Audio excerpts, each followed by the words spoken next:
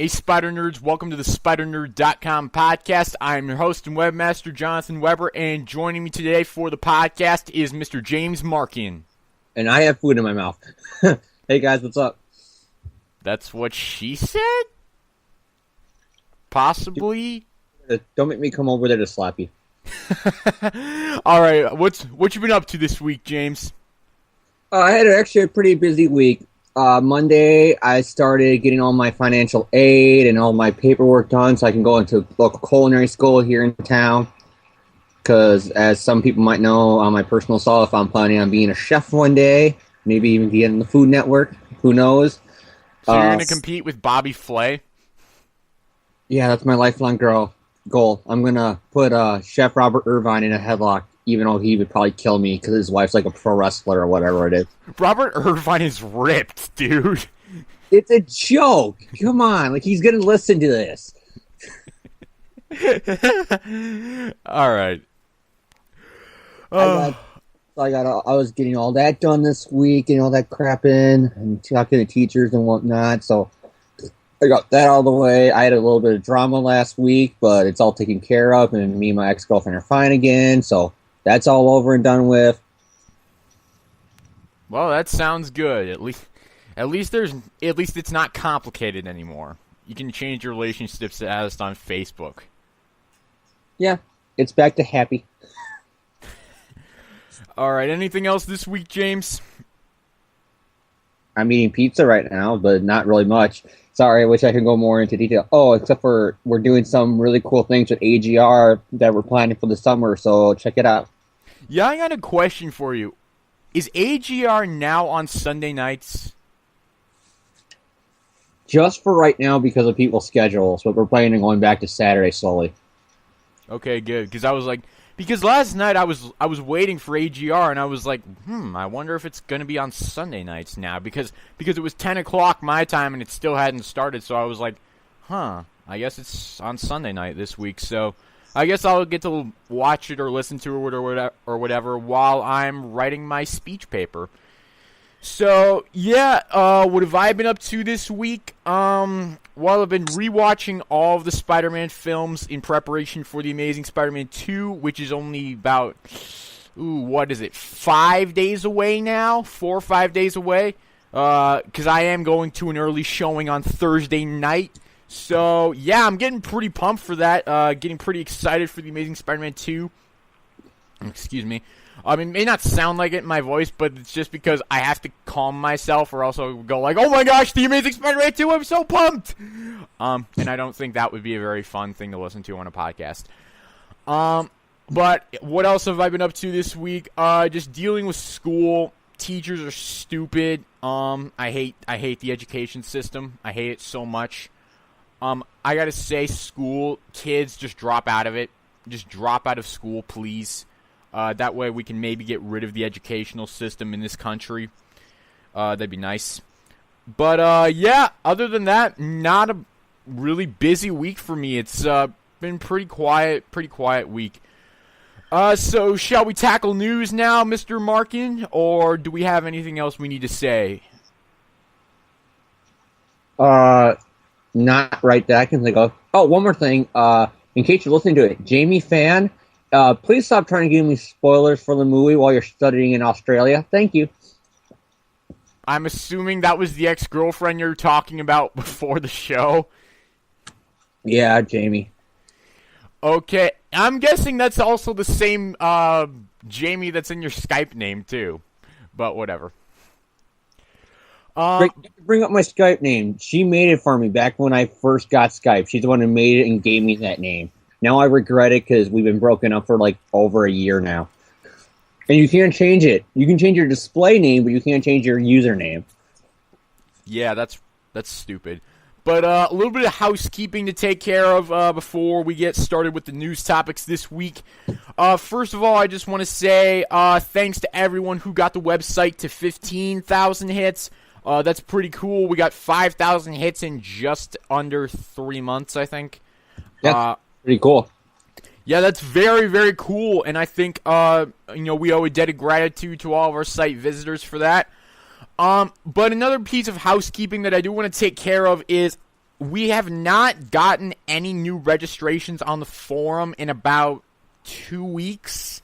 So if you like the site, you like the podcast, go to SpiderNerd.com. You'll on the top menu bar, you'll see a link for the forum. Go to the forum, register, sign up, talk Spider-Man, get all that wonderful stuff in, because you know what? The more people we have on the forum, the better. I hope to expand the forum quite a bit. And, yeah, I hope that everyone signs up. Also, you may be noticing that Thomas is not here today. I honestly don't know where he is today. He has given me like 3 different stories for where he is, so I don't know, and frankly, I don't care. He can't make it, so I'm not going to freak out about it. But, yeah, so with that said, I guess we can move off of the housekeeping and on to the news topics. There is, like, nothing to talk about this week. I'm going to be completely honest. There are very few news stories, and I mean, I've put up a few news stories on the front page since our last podcast, but honestly, there's nothing to talk about this week. I guess we can start with the July solicitations. Excuse me. That was a pathetic burp. I was going to like make an entertaining burp into the mic, but that was pathetic. But the solicitations for July, we got solicitations for Spider-Man 2099 number 1, Miles Morales Ultimate Spider-Man number 3, Superior Foes number 13, and then a bunch of trade paperbacks. So, James, do you have any thoughts on any of these solicitations? Yeah, I got some thoughts on a few of them. I got thoughts on the 2099 one, because I'm really looking forward to that series, and the cover, I think the art is just very beautiful on it, and it's very fitting if you've seen the original issues of 2099. And I also kind of like some of the trades that are coming out, like that Black Suit one looks really interesting, because it looks like they're going to be doing like what they did with the Clone Saga. Yeah, I noticed that too. I was like, is this going to be another complete Clone Saga epic type of thing, or is this going to be just something similar to that? I actually drew that comparison as well. Well, because isn't it called the complete Black Suit epic or something like that? The Complete Alien Costume Saga, Book 1. Yeah. So just because as soon as I saw the complete title there, I knew that was but I figured it was going to be like the Clone Saga. Yeah, are you going to pick up this trade, or? I'm a huge Venom fan. I'm a huge Black Suit Spidey fan, so definitely. I'm thinking about picking this trade up as well, because, I mean, here's the thing. I already have all of the issues of Amazing that are included in this trade, either in single issue form, or I have Amazing 252 in the Roger Stern Spider-Man Omnibus, which you can all pick up for a cheap price on cheapgraphicnovels.com. Cheap little plug there. But, yeah, I highly recommend them. They gave me 50% off on the Roger Stern Omnibus. Fantastic omnibus, by the way. But you check that site out, because there's a few graphic novels I want to pick up that I can't either see my other sites, or the prices are just too way goddamn high for them. Yeah, they gave me 50% off for the Roger Stern Omnibus, which was awesome, because I love Roger Stern's run. He's probably my if he's not my second favorite Spider-Man writer, he's easily my third. But I already have all of the issues of Amazing that are going to be included in this trade, but I don't have a lot of any of the spec issues or the Marvel team-up issues. So, I'm actually thinking about picking this up, I'll be quite honest with you, assuming I can get the money to do this. Oh, by the way, another thing I've been up to this week, I sold a bunch of Transformers toys for $600 this week, so I made $600. I don't know. Fuck, dude? I don't know why I left that out, but yeah, I made over $500 this week, so that was kind of cool. And my brother's alarm clock is going off in his room. I'm going to tell him to turn it off now. Okay, I was wondering what that noise was. But as for my thoughts on these solicitations, first of all, I have to say they're releasing the trade paperback of the Marvel Masterworks Amazing Spider-Man Volume 8 now, when I just spent the past 3 months tracking all of those issues that are included in the hardcover of that Masterworks down, because I couldn't afford the $200 on eBay that they're asking for Volume 8 of Marvel Masterworks Amazing Spider-Man. So I tracked down every single issue in single issue form that's in there, and now I find that they're releasing the trade. Yeah, go F yourselves. But as far as my thoughts on the other solicitations for this month, July 2014, I am also excited for Spider-Man 2099. Definitely picking it up. Peter David is a fantastic Spider writer, and I definitely think that he will bring, he will bring greatness to the Spider-Man 2099 title, and I'm very much looking forward to it. I'm also very intrigued with the Miles Morales Ultimate Spider-Man number 3 solicitation. First of all, I love that cover by, I think it's Dave Marquez. It says here that Sarah Pichelli did a variant cover, but I'm not sure. I think it's Dave Marquez who did this cover. But I really, really like the cover. I'll just read the solicitation. It's Miles Morales comes face-to-face with the worst nightmare of the Ultimate Spider-Man legacy. Norman Osborn, the Green Goblin, the man who killed Peter Parker. Or did he? And so I find that to be quite interesting. And I'm hoping that that will not disappoint me. I don't know if Peter's coming back or not. I think there's a possibility. But we all do know that the Ultimate Universe does kind of have this dead means dead rule. But maybe they're going to break that with Peter Parker. I don't know. So, James, do you have any thoughts on Miles Morales' solicitation? Well, if they reveal that Peter was never dead at all, then I guess the dead mean dead rule wouldn't technically be a loophole because he all along wasn't dead. It's not like he's being resurrected or anything. So I guess that can be the loophole out of it if that's the route they're going.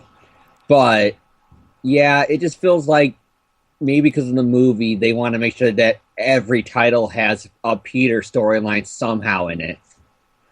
That's probable because, with the movie coming out, comic sales are probably going to take an increase in sales just due to more garnered public interest in Spider-Man with the movie's release. So they probably do want to make the books a little bit more relatable to the average viewer who's just seen the movie. So I can totally see where you're coming from with that.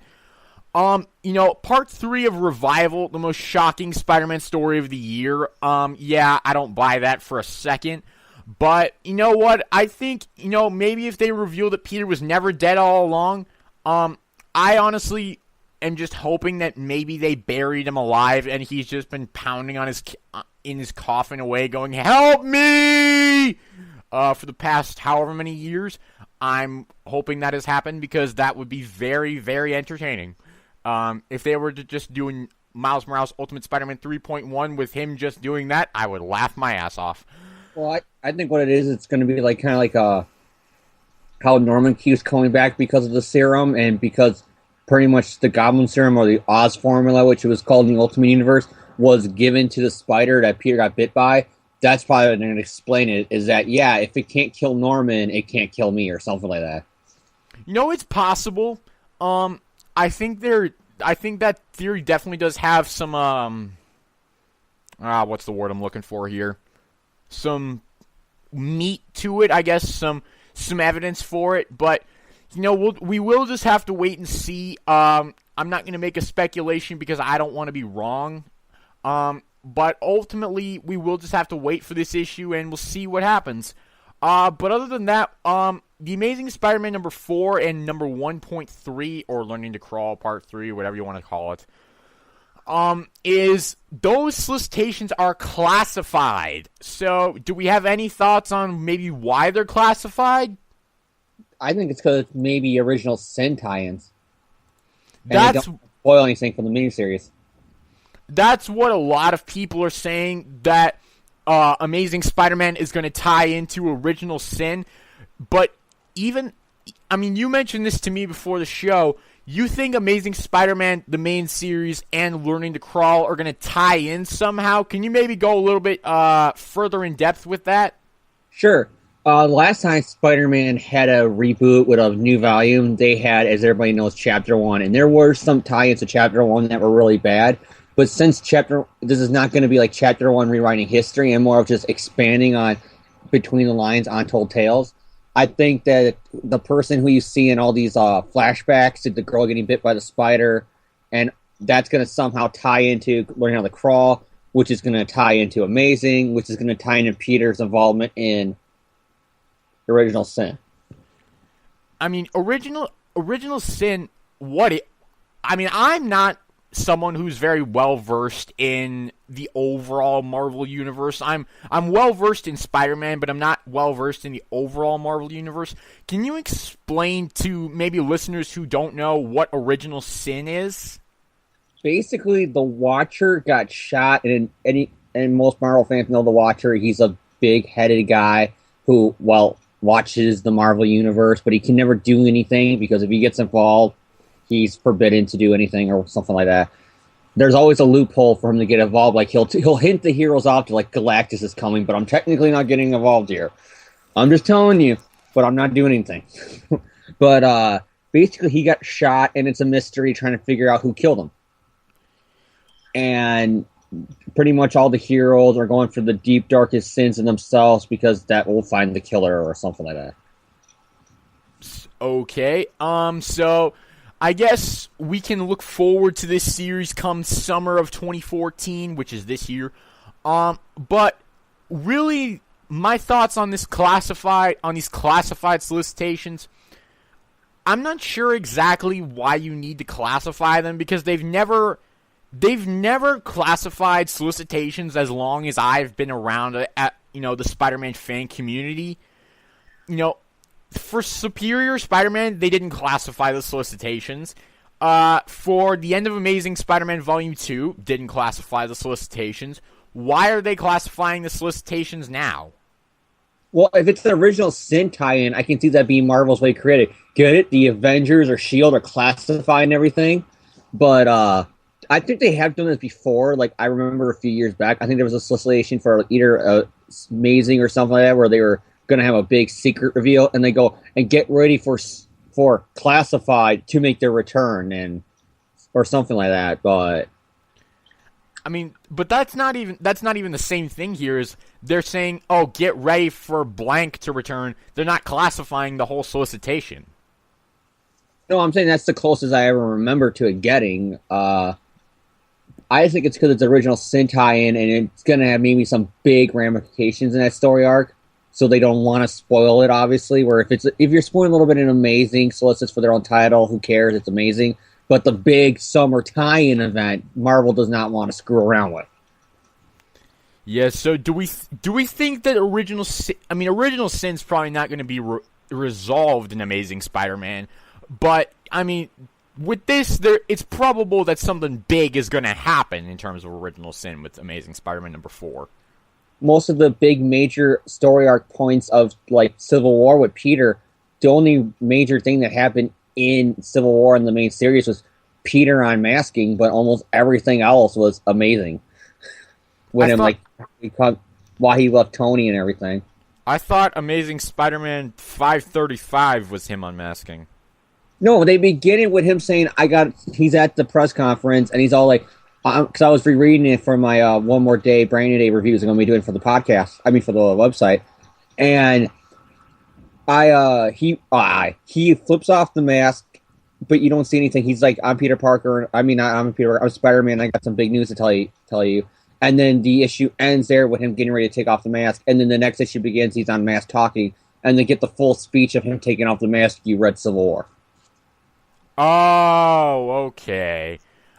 So Amazing 535 is the lead up to him taking off the mask. Yeah, he's standing. I'm looking at it right now. He just stands there and he goes, "I'm Spider-Man, and I got something to tell you." And then you flip the page to the next issue because I'm looking at the trade, and he's just standing there on a mask, and it's continuing the speech from Civil War.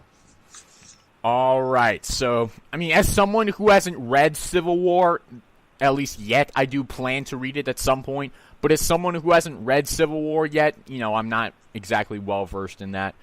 But any final thoughts on the solicitations for this month, or for July? There's not a lot to talk about with these. Superior Foes, this is one more thing I want to mention. They're soliciting Superior Foes number 13. I'm pretty sure that's meant to be 15 or something. because isn't Superior Foes number 13 meant to come out in like June or something, or even maybe next month? Who knows? Superior Foes has had a really wacky release schedule, and I'm not quite sure what the hell they're doing with it, but I think I read on another site that something happened where the book year got postponed or canceled or something like that. Like, I can't remember exactly what I read, but I remember hearing something like that.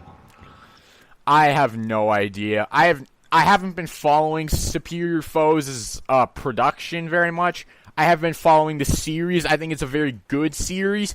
And they solicited the second trade for Superior Foes. If anyone's interested in that, it's not very impressive, I'll be quite honest with you. Collecting Superior Foes of Spider-Man 7 through 11, and like 3 of those are fill-in issues, so whatever. But overall, final thoughts on the July solicitations? I'm really interested to see what all of them are. The Amazing one, I'm definitely interested because it's all classified. I'm interested in 2099. I'm interested in the Ultimate, even though I don't know if I'm going to pick up that or not. I'm still kind of iffy on the fence about it. That's the relaunch. And everything else, like the trades, I really want to get that Black Suit one. Yeah, that complete Alien costume saga, I'm sold on that. That's definite pickup. I'm curious how far they're going to go up with it, though, because if it's following the Alien costume and not necessarily the Peter Parker, they can continue that series all the way up until the Venom stuff, the Flash Thompson series, if they want to, because technically that's the Alien costume. Yeah. So I'm to see what their stopping point is. Is it going to be 300? Is it going to be when Peter ripped off the suit? What is it going to be? I'm hoping it's going to be. I'm hoping earliest is going to be 300. I'm hoping, because I love the Black Suit. I love the symbiote. I love Venom. You know, mainly for Venom's appearances in other media. I've never found his comic incarnation to be that impressive. But I do think he's a solid character. He's my 4th favorite Spider-Man villain.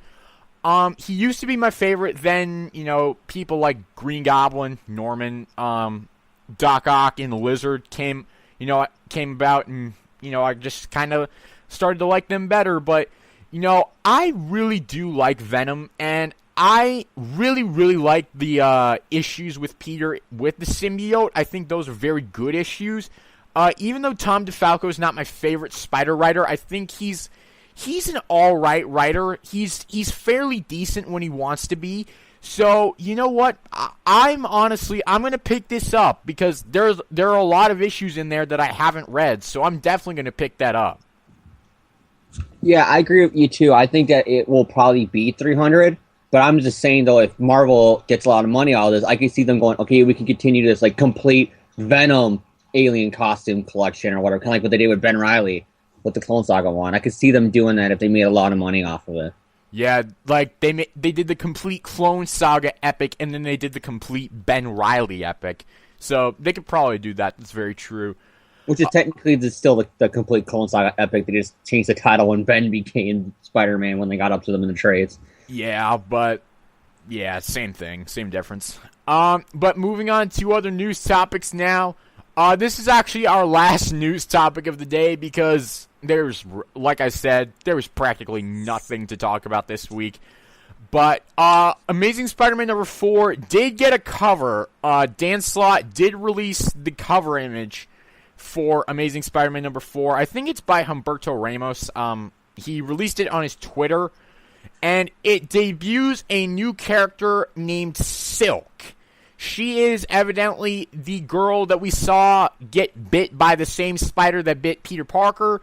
And evidently she's going to play a major role in Amazing Spider-Man number 4. So, thoughts on Silk? That's her name, I think, Silk. That's a weird name. Well, there's been 4 or 5 Spider-Women. There's been 2 Spider-Girls. They had to come up with something creative. Silk is a weird word. It just doesn't flow off the tongue really well. I mean, we had She-Venom, we had Madam Webs, we have had Spider-Women, Spider-Girls. They are literally just saying, we got another Spider-Man girl character, we got to come up with something. Well, Web is kind of silky and Silk is kind of sexy, so let's call her Silk. Oh, yeah. I've never heard silk be described as a sexy word. Well, you know what I mean? Because you always hear, like, like my girlfriend, she's wearing silk tonight, or the silk bed sheets and all that stuff. I don't find that sexy, but whatever. Well, you'll see, like, in TV shows where, like, the girl will go, I got silk. So, like, I can see Marvel thinking, well, yeah, the silky white dress, and, oh, yeah, she's wearing webs, and she's going to be, because you know how Marvel gets about, if you're a girl with superpowers, you're going to be a supermodel, pretty much, in spandex. Yeah, pretty much, but... Alright, but thoughts on silk? Pretty much, Marvel, if this is what the classified thing is, it's not really, like, well of a secret, because you're already spoiling it in other things with the preview art of the girl getting bit on the leg during Mace Fantasy 15.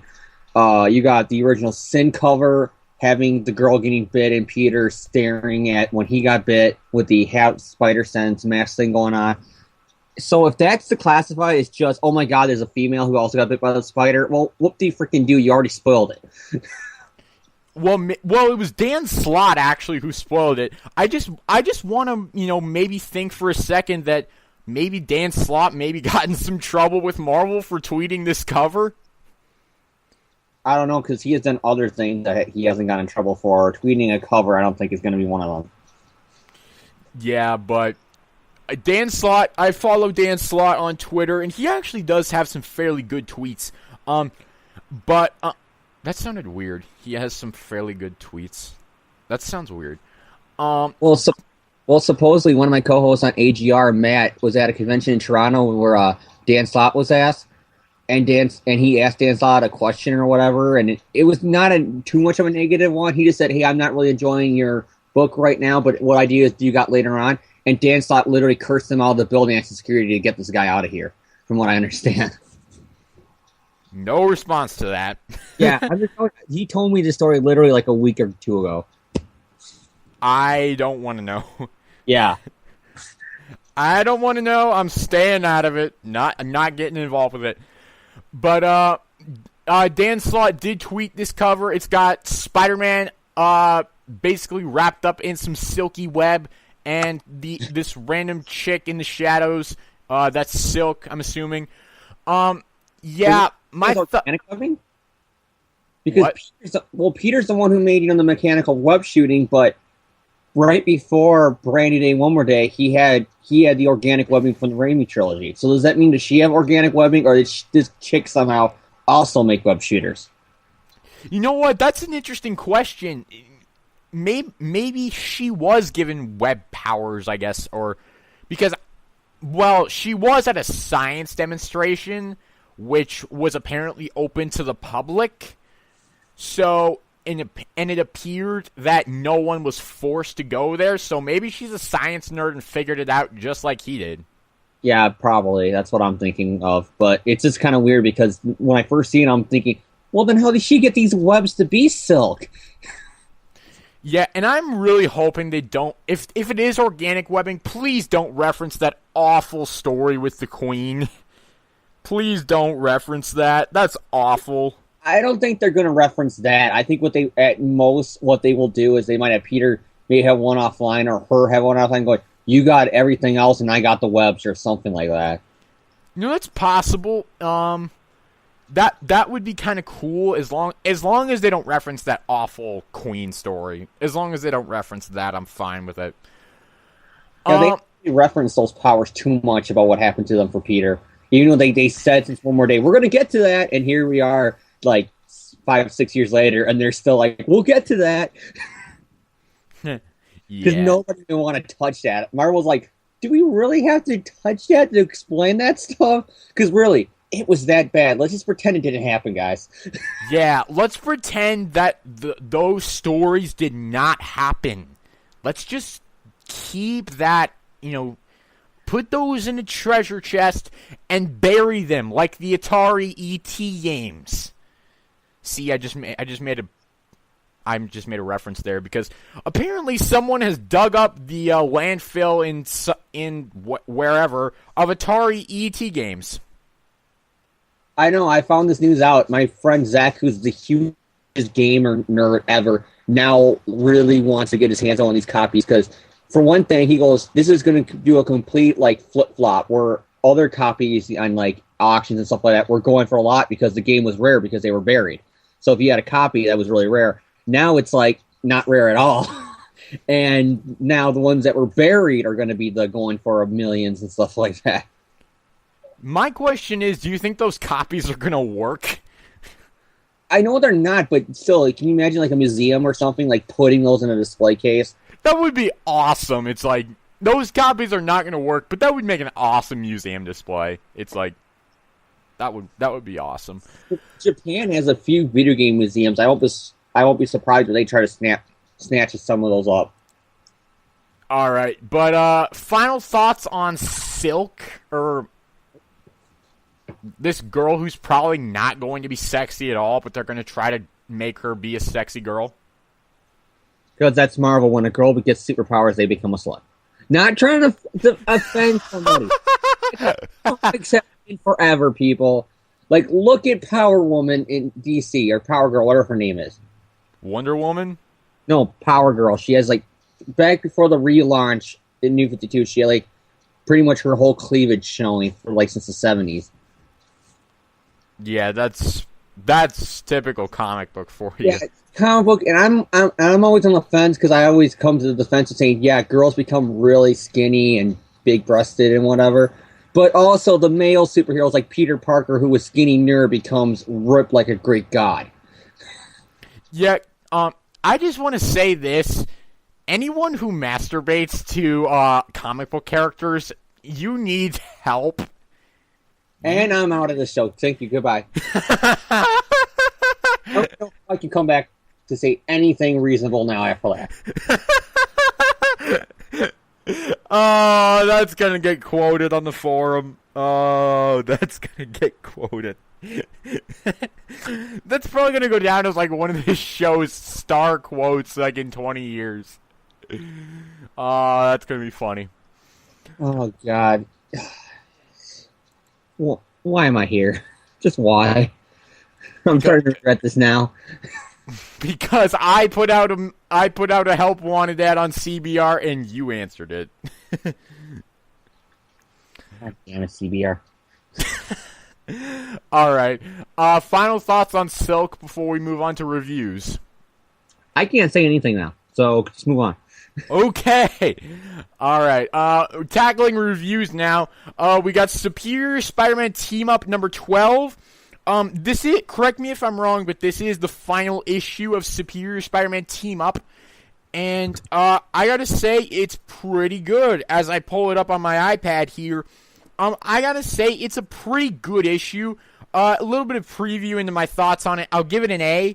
I really, really enjoyed it, and I thought it was very, very good.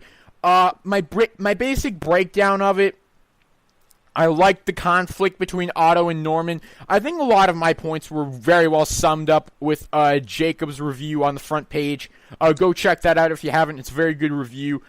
But I think a lot of my points, he summed them up quite well. I loved the tension between Doc Ock and Norman. I felt that was very well done. The art by Ron Frenz, absolutely gorgeous. I mean, I don't know about you, James, but I love Ron Frenz as an artist. I think he's great.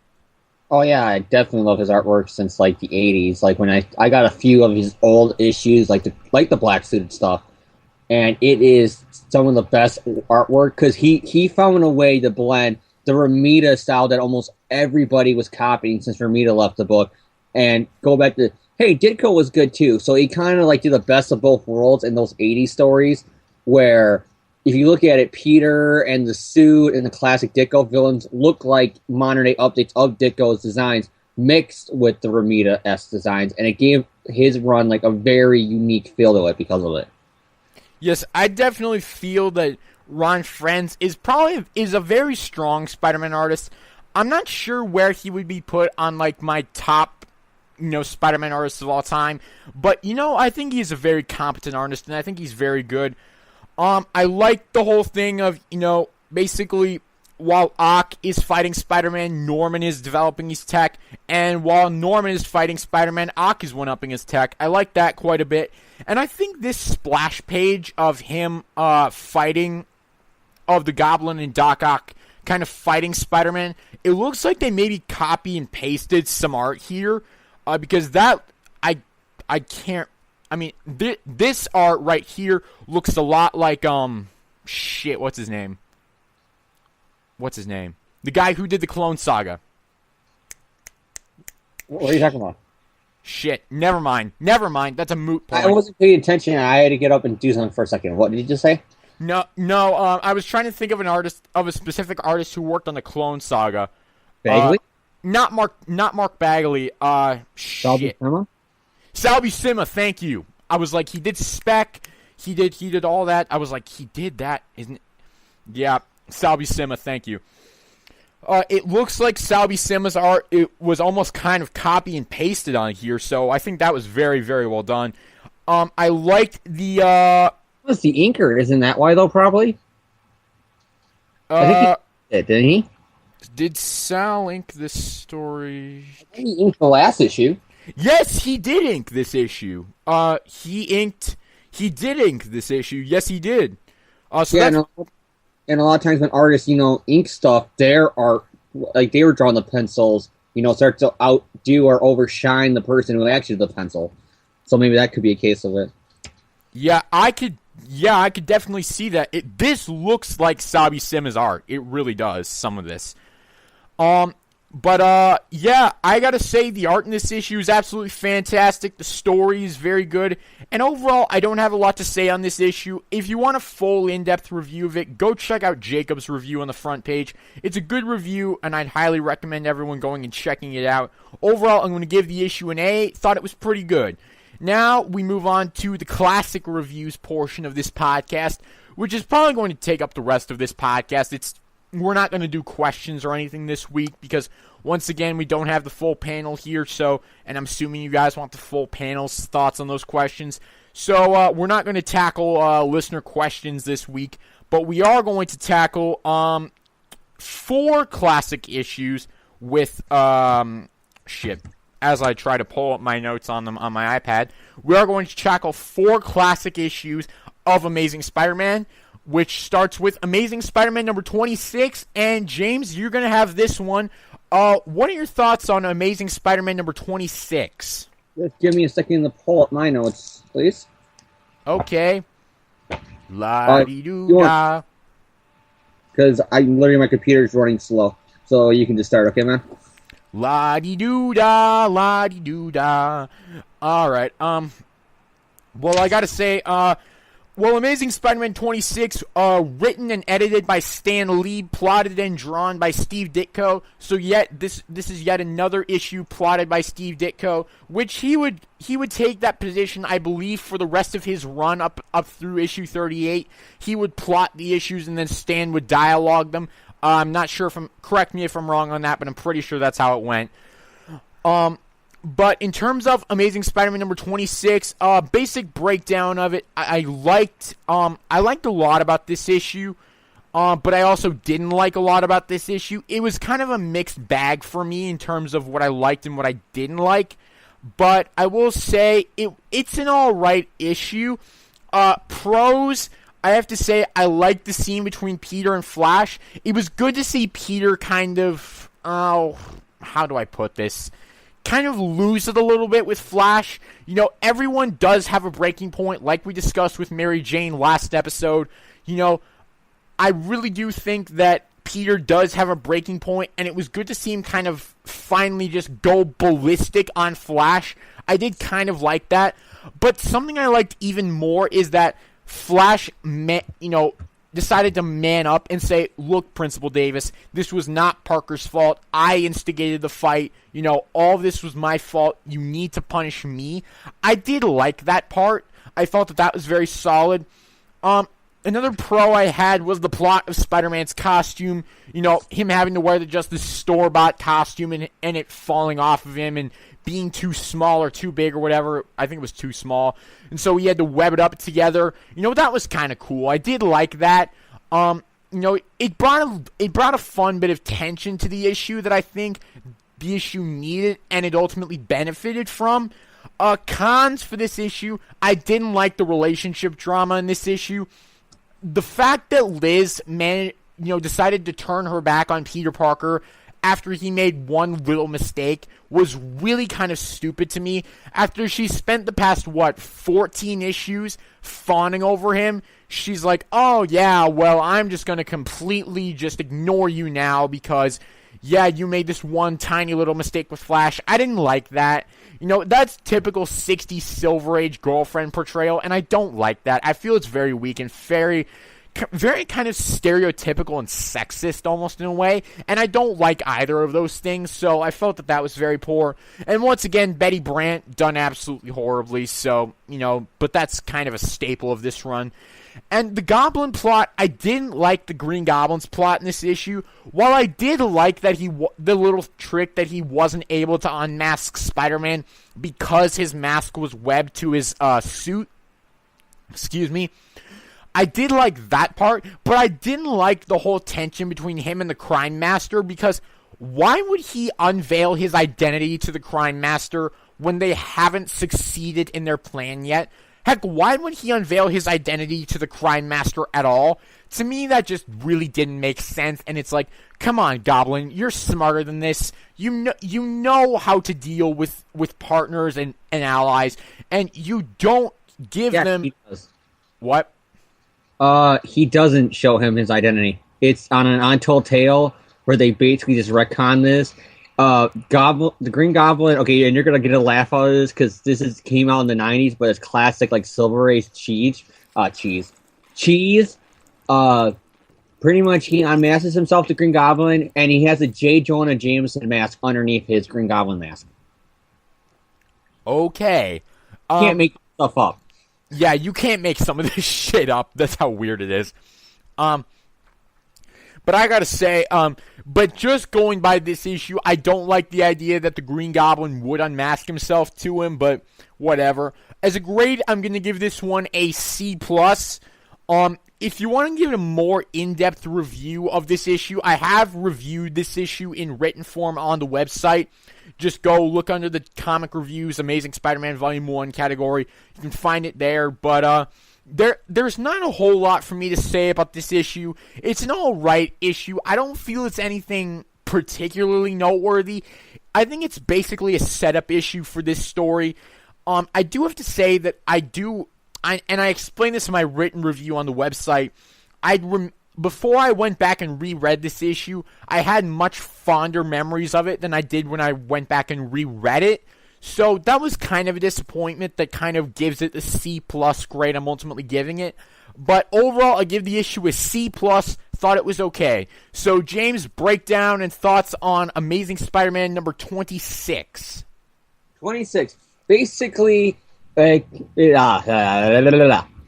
starts Fucked off up already. Yeah.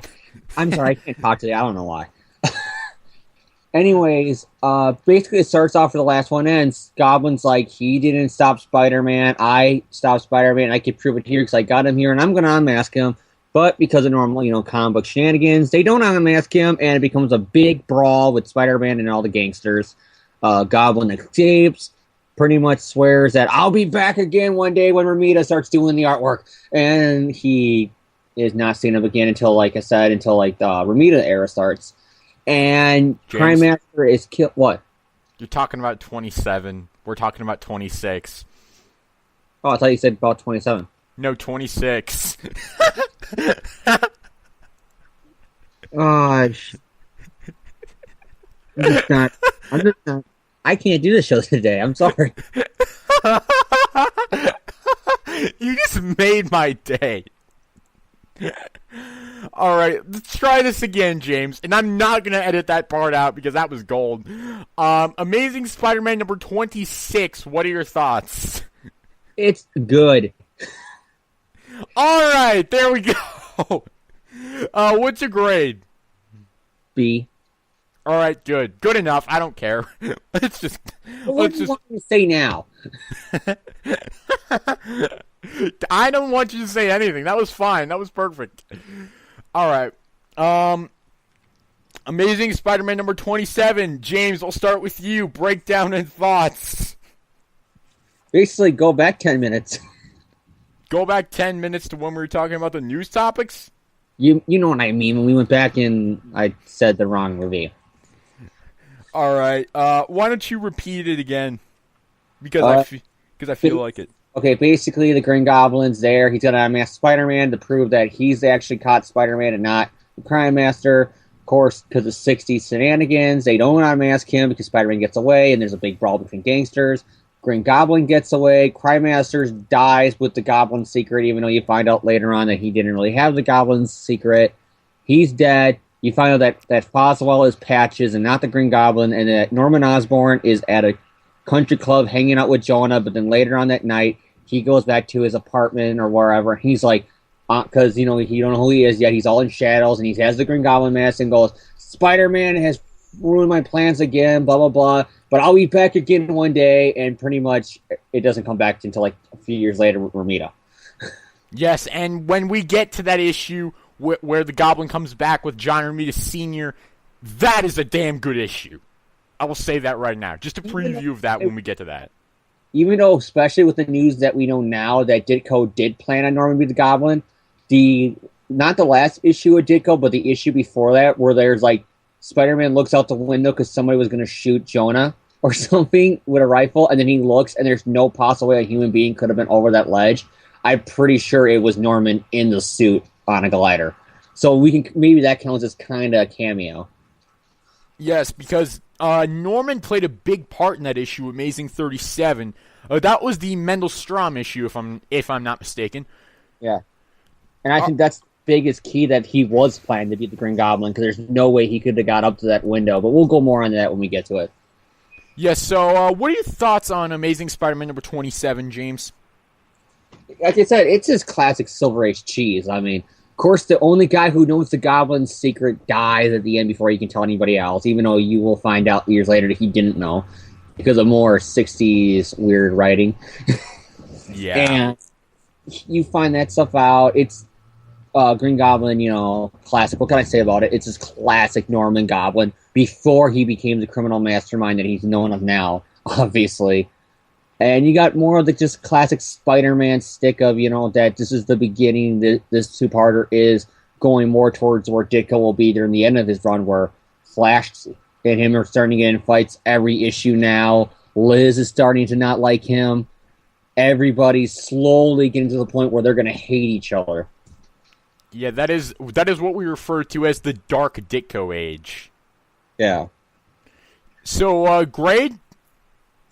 I would give this one a C. It's a little bit down from the issue before because it's mostly just a big fight. And because you confused it with the other issue. No, I'm giving it a D. Are you happy, Jonathan? He wants the D. But I gotta say, in terms of this issue, I felt that this issue was actually a step up from the previous issue. To start things off, we did have an awesome action sequence to start this issue off. While it was a bit long, which I don't usually like, I did quite enjoy it. A lot of it had to do with the combination of the art and dialogue. Ditko, of course, amazing art. Love Ditko's art. And Stan Lee does write fairly good dialogue. So the two of them together, they do create a very good creative team that I feel was ultimately very solid. The identity of the Crime Master was well done as a mystery, and I found myself being fairly intrigued by it throughout the whole issue. I find that most 60s mysteries are pretty cliche and not that interesting, but this one really had me interested. That, along with the mystery of who Frederick Foswell was really added. Who Frederick Foswell was really added depth to the issue that the action couldn't provide. So I felt that was done fairly well. The identity of, who is everybody in the issue, that was fairly well done, and I quite liked that. The Green Goblin in this issue, he was my main con of the issue because he really didn't do anything. He just stood there and yelled, I hate Spider-Man! You all suck! Yeah. The way I feel about it is Ditko, because he was the one who was mainly writing this stuff, might have thrown the Green Goblin in there because they were doing the Crime Master, and they were setting up this. There's only two people who Foswell can be. He can either be, Patches, or he can be the Crime Master. And since we're going to set up him being Patches and the Crime Master being somebody else, they probably realized just to throw a wrench in there, we're also going to throw the Goblin in there. So there's even the mystery of could he possibly be the Green Goblin, even though he's been in jail the whole time, so he couldn't be. Yeah, but I didn't like that. So the Green Goblin not really doing anything, not really a big thing, not really a good thing for me. As a grade, I'd give this one a B plus. I did like this issue more than I liked the last issue. I felt it was more solid than the previous issue. And overall, it was just better. So, final thoughts on Amazing Spider-Man number 27? It's a pretty good issue, and I enjoyed it. All right, and Amazing Spider-Man number 28. This is Peter Parker's graduation. James, take us through this one. I will. Basically, the issue begins with Peter Parker going back to the labs of Professor Smythe. And the Spider Slayer, or just the robot as it was known here, goes after Peter, and Smythe catches on, hey, the Spider Slayer would only come after you if you're Spider-Man. And Peter goes, forget it, I just happen to have this enormously large jar of spiders that it in no way could have fit in my pockets, but here you go, and that's what they were after. That was crazy.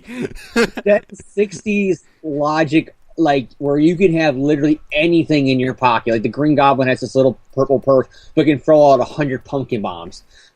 Yeah, that was... I'll get to that in my breakdown of it. Basically, that you got you got not so much the mad scientist, because he was only like the assistant who you got in a sense that wasn't really that smart anyways. But he gets the liquid on him and drives him even more insane. So his answer is, "Hey, I'm molten liquid metal. Oh, what can I do with these? Oh, I'm gonna go crazy and be evil." And his idea of being evil with these is running around naked. Doesn't he have pants on, though? Maybe I'm just going with, flashbacks to later issues, but I'm pretty sure he just has kind of the thing, just the whole kind of wrestler trunk Speedo thing going on. Wonderful. That's an image I needed in my head. You're welcome. But anyway, he's running around like that, so he's not actually committing crimes. I just think they want to arrest him for streaking across the city. That's what's going on. He's a streaker. And the cops can't arrest him, so they had to have Spider-Man, because you send a teenager to get the streaker. So that's what was going on. All right. All jokes aside, Multiman's pretty awesome bad guy. And it's kind of cool that he first appears in Liz Allen's last major appearance until the 70s, because you find out later on that they're brother and sister. Yes. Can you point us to an issue number on that? I think it's Amazing 132, 133-ish. Yeah, it's like a few months after Gwen died, they were probably wondering, okay, now we got to get Peter to move on. So they started to have him and Mary Jane casually date, because they were both kind of, they were getting close, because like at the ending that everybody knows of the night Gwen Stacy died in the comics, Gwen does console Peter, so they were getting close since there. But also Harry just broke up after the death of Norman, so you got them both coming close together. But I think because they realized that this is Spider-Man and he needs to have some romantic drama with that, they threw in Liz, but it wasn't too much. But they basically threw in Liz, and then a one-off line, her and Mary Jane never got along, even though they only met one time in 25, and I wasn't there to know about it. Yeah. So, grade on this issue, James? It's the graduation, and it did kind of come out of nowhere, because everybody thinks it's Peter Parker as a high school kid. So it's kind of weird to know that it was like in the first 20 issues, he's already out of high school. And so that kind of gets thrown out of nowhere, but because of that, it immediately elevates it as one of those landmark moments in Peter Parker's life. The story is not that good. Like, I bring up the jar with the spiders and everything, but just because of the graduation and it being so landmark, I can't give it anything lower than a B. All right. My breakdown of this issue, like James said, the lab scene was ridiculous. Yeah, I just happened to bring a jar of spiders. Yeah, blow me. Yeah, that was ridiculous. That was stupid. I couldn't believe it when I read that. But in terms of the actual fight between Spider-Man and Molten Man, it was a fairly decent fight. Not the best fight Lee and Ditko have ever produced, but it was a fairly decent fight. It was all right. Didn't take up too much of the issue, but it didn't take up too little either. It was a fairly good length, and overall, I felt that it was a fairly competent fight. My main pros of the issue came from the graduation sequence. First of all, I loved the Liz Allen moment. I felt that it was very interesting, and it brought about some good character development. It didn't portray her as this typical 60s Silver Age girlfriend. It actually made her something, closer to a complete opposite of that. It actually gave her a bit of character, and I liked that. I felt that was very well done. I felt that Jonah being the guest speaker, wow, damn, that's a small world. But, I didn't mind that. That was kind of funny, and it was very nice, and it was very kind of cool. Continuity errors in this issue. There was one that I did manage to find. At the beginning of the issue, Peter says, "Oh, there's Liz Hilton." What about that? When the hell did she become related to Paris Hilton? I don't know. But other than that, I give the issue I'm going to give it an A-. I liked it quite a bit. It's not my favorite issue, but I think it's worthy of an A-. Yeah, and like you said about the Liz thing, besides the Liz Hilton part, which is a continuity error, the ending where she leaves, now with the retcon of knowing that it's her brother, that kind of fits, because you get a sense of not only is she, maturing because she's moving on with her life, because she's going to college and she wants to get out of this high school drama with Peter and Flash fighting over her, but you also got a sense of her brother just went nuts and became a supervillain and got arrested today. So she also probably had that going on in her back of her mind in her decision making.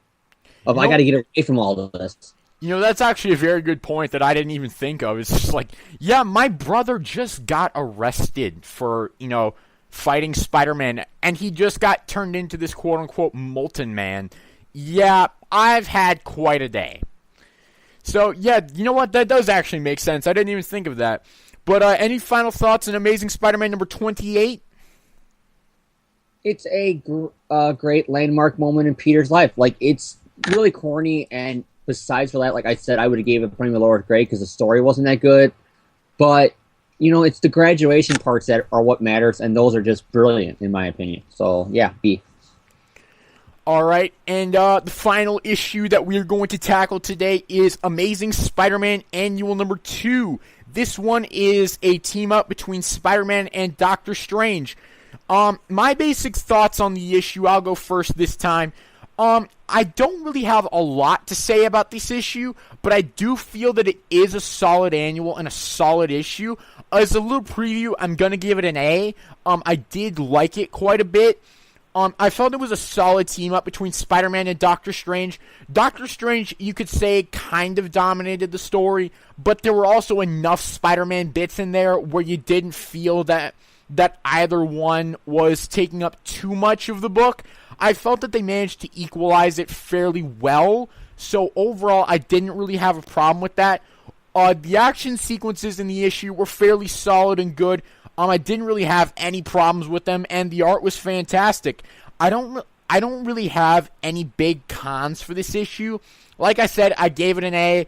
I really don't really have any big cons for this issue. I felt that it was a good, solid annual. The only thing I want to point out is I have the omnibus edition of this annual, and they only included like 25 pages out of this 72 big page annual, because the main story is only 20 pages long, and then they only included like 5 pages of the extras. So I'm wondering how long this annual actually was back in 1965. So that's something that kind of intrigues me. Well, I got the essential where they cut out all the extra crap, and from what I can tell, it's about the length of the regular issue. Yeah, the regular issue. Amazing. Maybe a little bit shorter, maybe like a page or two, but besides that, it's about the same. Yeah, I'm pretty sure this was just because the main story is only 20 pages, so that's pretty much a regular standard issue length. So that's kind of interesting to me, but that's not really a con towards the issue. That's just sort of a con towards the comic book industry, I guess. But James, why don't you take us through this one? Amazing Spider-Man Annual number 2. What'd you think of it? It is a very good thing. And like you said, it feels more like a Doctor Strange comic than it does a Spider-Man comic. But that's mostly because basically back then in the 60s, if a book didn't have its own annual, Marvel would have a team up with them and a character. Hence why Spider-Man teamed up with the Human Torch in his annual and stuff like that, is because they didn't have their own book. So if to put them in an annual that year, they would make them team up. And since Spider-Man and Doctor Strange are both Ditko characters, it was obviously a match made in heaven. But like you said, yeah, it feels more like Ditko was writing a Doctor Strange meet Spider-Man than the Spider-Man meets Doctor Strange, because it felt more like it was a main Doctor Strange storyline. Even the artwork, because the artwork with Doctor Strange was more psychedelic and out there than the straightforward comic book looking art of that Amazing was. And when you look at the art here, you can definitely see Ditko was going with for the more kind of what he was doing in Doctor Strange, with the shadows and the looks on the people's faces, and the angles of Peter web swinging are kind of different than what was going on in Amazing at the time. All right, so what's your grade, James? I would give this one, and it's an A for a Doctor Strange story, but for Peter, I would give a B+. All right. So any final thoughts on any of the books we reviewed today? They're just great artwork, great Ditko, great even Stan Lee, except for a few continuity hiccups here and there. And in the case of Molten Man, it begins a kind of very interesting life for not just him, but just look at where Liz Allen is now in the book. Almost all that can be almost traced to that issue. Yes. All right, so that's going to end our reviews for this week, and that's also going to wrap up this episode of the SpiderNerd podcast. We've had a good one this week, a fairly decent one, but a little bit of housekeeping or a little bit of announcements for next week's show. Obviously, as we know, next week, May 3rd, the weekend of May 3rd, is the release of The Amazing Spider-Man 2. We will not be doing a review show for Amazing Spider-Man 2 this week. We're going to save that for the weekend of May 10th, simply because I want to give that movie time to fester a bit, time to marinate a little bit, give us some time to sit on it, because, most of us are going, I'm pretty sure all of us are going on Thursday night to see it, and some of the people I've invited to the podcast, because we are going to be joined by some special guests for our Amazing Spider-Man 2 movie discussion podcast, which should be podcast 34, I believe. But we will be doing a regular show next week, news, reviews, all that. We will give our first impressions of the film, but we will be holding off on a full review until the next week. Expect the weekend of May 10th, expect 2 shows. But we will be doing one show next week, weekend of May 3rd, one normal show, news, reviews, but we will give our first impressions of The Amazing Spider-Man 2, and then the week after that, 2 weeks from now, which is May 10th, expect, a full review, and then probably another show on top of that where we tackle the news and everything. But expect our review of Amazing Spider-Man 2 on May 10th, and expect our first impressions on next week's show. So, James, final words for the listeners before we sign off? Same thing they are every week. Tune in to AGR tonight. Yes. I just have a question. Do you ever, have anything else to say? Well, it's an easy way to get a cheap plug, because normally a couple hours later I do AGR. So I just tell people, hey, when you're done listening to me here, go over the AGR and listening to me. It's called cheap plugging. Yes, I can say goodbye. I can say other things. But as a podcaster just like you, I got to get people to know about my other thing, man. That would come first. That's the business, even though it's for free and it's a podcast. But right now, that's what my goal is, to get people to listen to AGR. Yes, I realize that. My final words for the listeners are, keep reading Spider-Man. Be sure to go check out The Amazing Spider-Man 2 this weekend, and we will see you guys later.